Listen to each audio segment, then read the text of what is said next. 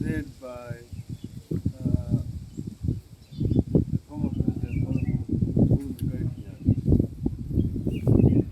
we have a statement that we want to communicate to the people of Kenya.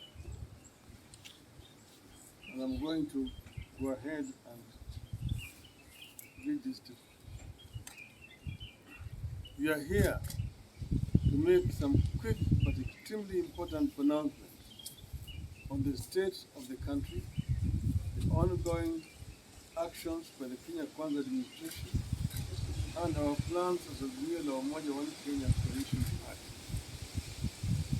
First, we want to have the people of Kenya to wake up. Wake up to the fact that the country is in serious trouble. There's no reason whatsoever for anyone to imagine that things will get better. Kenyans need to wake up to this sad state of affairs. Everything ever fought for and won is threatened. Kenya Kwanza administration has launched an all-out assault on our hard-won multi-party democracy. We have been on this podium before,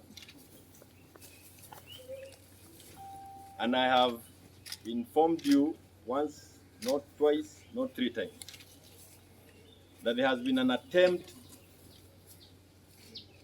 to hijack the Jubilee party, to demolish the Jubilee party, to destroy the Jubilee party.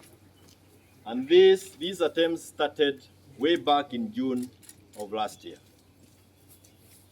When the first attempt was officially made, there was even an attempt to open a Jubilee asili.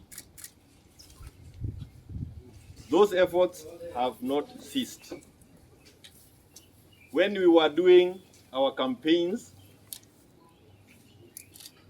as an Azimio outfit, when we were campaigning for our presidential candidate, Raila Odinga, there were still elements within us who tried all they could to derail us.